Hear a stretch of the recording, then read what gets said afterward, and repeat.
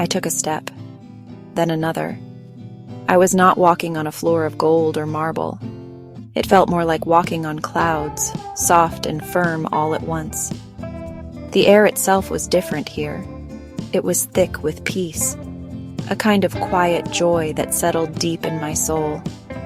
Every worry I had ever carried seemed to melt away, like snow in the warm spring sun. There were no walls, no ceiling, yet I knew I was in a room, a holy room, a place where only the purest love could exist. The light was everywhere, but it did not come from a lamp or a window. It came from everything. It glowed from the very air I was breathing, a gentle golden light that was both bright and soft on the eyes. It was the light of life itself. This was the holiest place. I knew it without being told. You just know some things deep in your heart, the way you know your own name. This place was more real than any place I had ever been on earth. The feeling of being home was overwhelming, but it was a home I had never known yet always longed for. It was a feeling of complete safety and total acceptance. The presence was so strong, so palpable, it felt like a warm blanket wrapped around me. I was seen, I was known, I was loved. And in that moment, nothing else mattered. I felt no need to speak, no need to ask questions.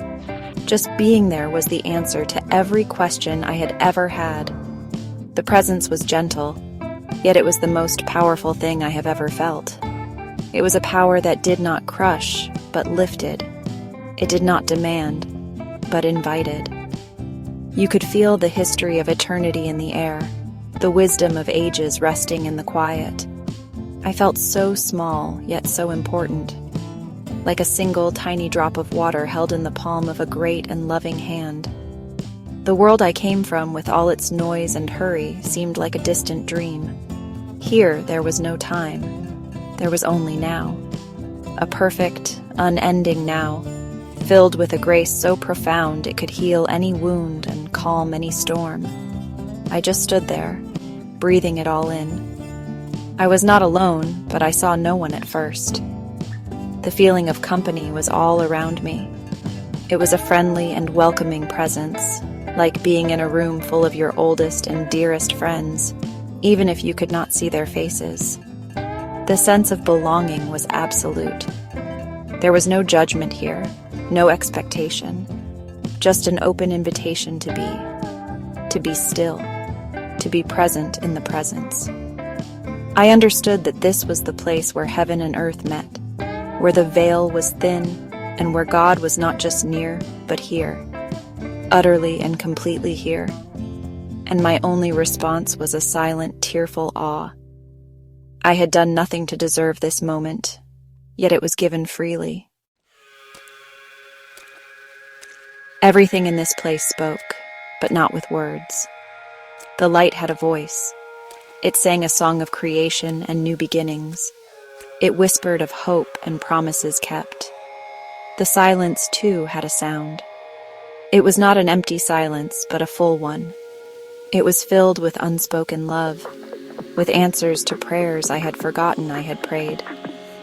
It was a silence that listened, that understood the deepest parts of my heart without me having to say a thing.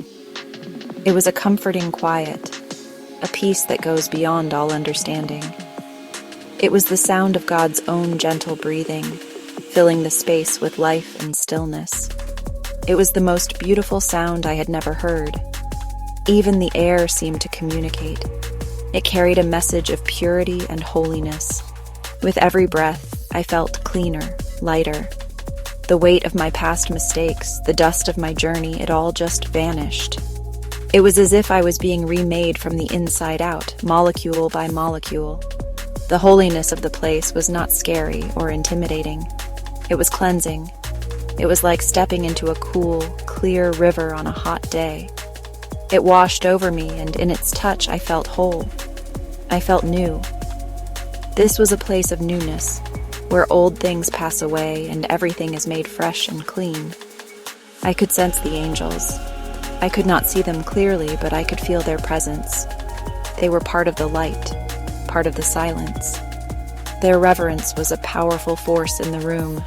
They were not speaking, not singing yet, but their worship was a constant, steady hum beneath the silence. It was a vibration of pure adoration that resonated in my own chest. Their stillness was a lesson. It taught me to wait. It taught me to watch. It taught me that in this holy place you do not rush. You simply become part of the holy hush, part of the collective, silent praise. There was a language here that had no alphabet, no grammar. It was the language of the heart, spoken through feeling and knowing.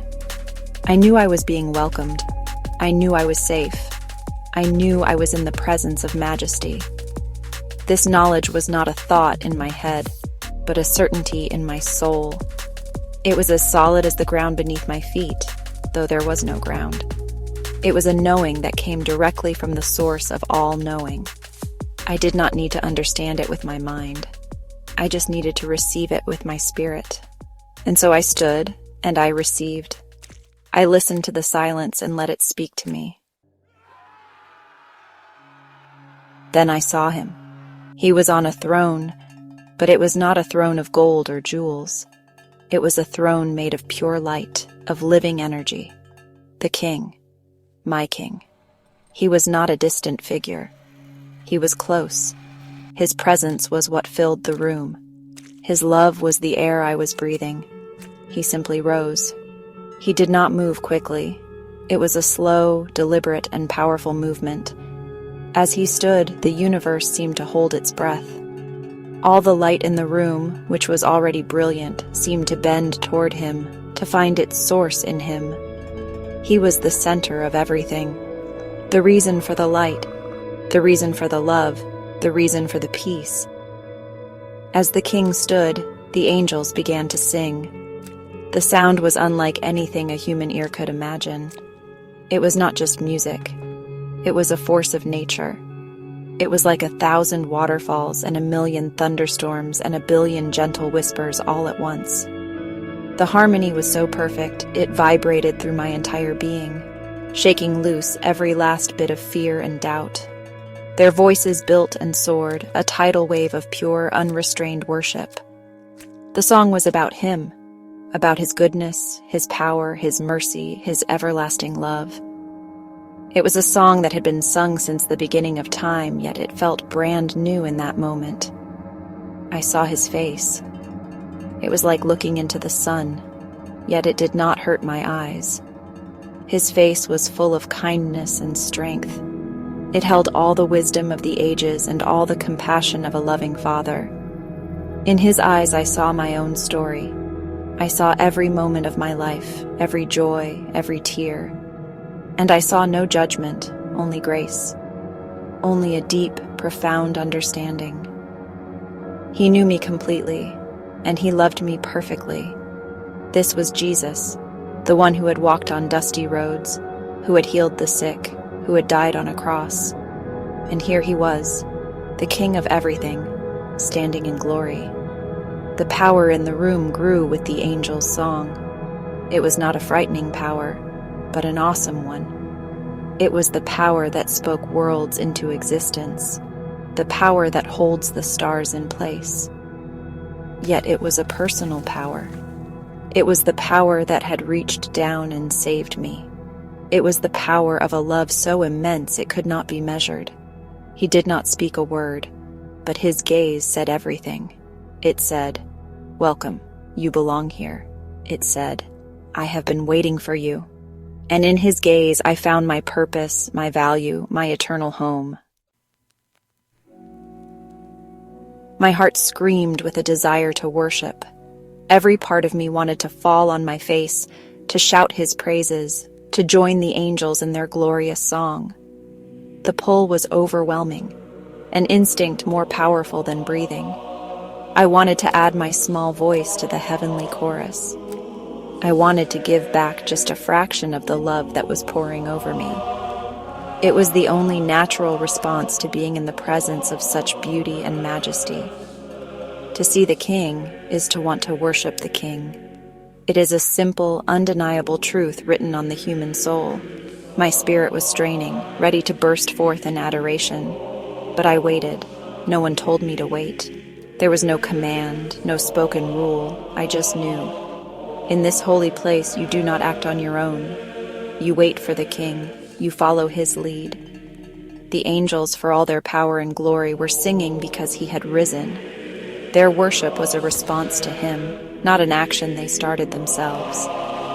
I understood then that true worship is not about what we want to do, but about responding to what he is doing. It is about stillness. It is about paying attention. It is about waiting for the signal, the gentle nudge from the Holy Spirit. And so I stood still. It was the hardest and easiest thing I have ever done. My body was motionless, but my soul was alive with worship. My stillness was my song. My silence was my praise. I just let his presence fill me. I let the sight of him be my focus. I let the sound of the angels wash over me. In that moment, I understood that presence is more important than performance. Being with him was the worship. I did not need to do anything to prove my love or earn my place. I was already there, already accepted, already loved. My only job was to receive it, to be a vessel filled with his glory. The power in the room was pure. It was not chaotic or wild. It was perfectly controlled, perfectly peaceful. It was the power of perfect love. And in that power, I felt a deep and settled calm. I knew what to do without being told. I knew to be still. I knew to be quiet. I knew to just be. And in that being, in that quiet stillness, was the most profound act of worship I could ever offer. It was a worship of trust, of surrender, of pure and simple love. I was home. I was in the presence of my King, and for now that was more than enough.